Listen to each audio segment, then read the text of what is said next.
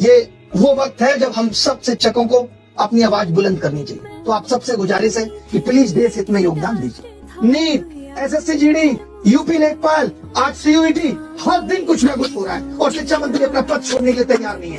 Star teachers, YouTube वाले star teachers जिनको कुछ जानना ना कौड़ी, खाली व्यूज बटोरते हैं, उटपटांग ग्रैब्स लिखते हैं और उसके बाद से अपने आप को इतना महारथी समझने लगते हैं कि कुछ लोग उनको फॉलो करने लगते हैं उनके तमाशे की वजह से, और उसके दम पर फिर वो पैसे वसूलते हैं। हाँ, हम दो कौड़ी के हैं क्योंकि हम उन बच्चों के साथ खड़े होते हैं जिनकी आवाज आप जैसे घटिया लोग नहीं सुन। हम दो कौड़ी के हैं क्योंकि जब नीट का पेपर लिखता है तो हम उनकी तरफ से आवाज उठाते हैं। हाँ, वही दो कौड़ी के टीचर्स जिन्होंने 12th के OSM के खिलाफ आवाज उठाई। हम लोग के पास एक ही शिकायत रहती है गवर्नमेंट से कि भैया पेपर तो ईमानदारी से ले लो यार। हे गोदी मीडिया, सरकार सवाल क्यों नहीं पूछता? तू सवाल पूछने के नाम पे मुंह फेर लगा इधर। आप आज तक कभी भी स्कूलों की स्थिति नहीं दिखाते कि शिक्षा का इतना पिछड़ा स्तर है। स्कूलों में अगर अच्छी स्थिति मिलती तो कोचिंग वालों को पढ़ाने की जरूरत ही नहीं पड़ती। स्कूल में एकेडमिक पढ़ाई और कॉम्पिटिटिव पढ़ाई इतनी अलग कर रखी है, इसलिए टीचर्स को आना पड़ता है। बच्चों को 11th 12th में अलग से नीट की तैयारी करनी पड़ती है, जेईई की तैयारी करनी पड़ती है, IIT वगैरह सबकी तैयारी करनी पड़ती है अलग से कोचिंग में जाकर। क्यों? क्योंकि जो स्कूल की किताबों में है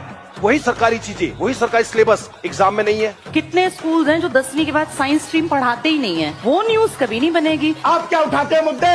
मेलोडी के फायदे, झालमुड़ी के फायदे, इससे बेरोजगारी खत्म होती होगी। ढंग के स्कूल नहीं है, सरकारी स्कूल नहीं है, प्राइवेट स्कूल में फीस बहुत महंगी है। और भारत जैसे देश में जहाँ पर 1 रुपए किलो गेहूं, 2 रुपए किलो चावल, 3 रुपए किलो मोटा अनाज लेने वाले लोग 80 करोड़ से ज्यादा हैं, वो प्राइवेट स्कूल की फीस देंगे? हाँ, तो एजुकेशन लेने कहाँ जाए? पाकिस्तान जाए?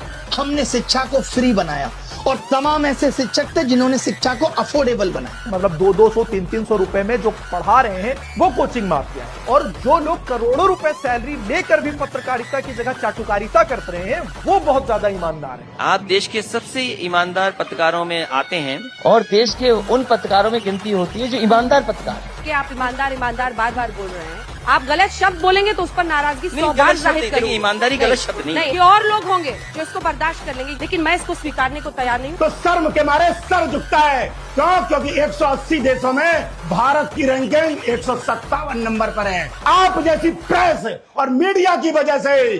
प्रधानमंत्री जी, ये चुनाव हर सीट पर मोदी ही मुद्दा है। प्रधानमंत्री नरेंद्र मोदी के लिए खुशी का मतलब क्या है? मुझे हमेशा लगता है गुजरात को आप मिस करते हैं ना, क्योंकि एक गुजराती को हमेशा के लिए गुजरात से बाहर कर देना अन्याय है। लेकिन कभी कोई खुशी जैसे मिले तो सबसे पहले किसको बताने का मन करता? कौन है वो जो आपके मस्तिष्क के, दिमाग के, दिल के करीब? आपका बेस्ट फ्रेंड फॉर लाइफ कौन? कि अगर टीचर्स कौड़ी के हैं तो अंजना ओम कश्यप जैसे जो पत्रकार हैं वो फूटी कौड़ी के हैं।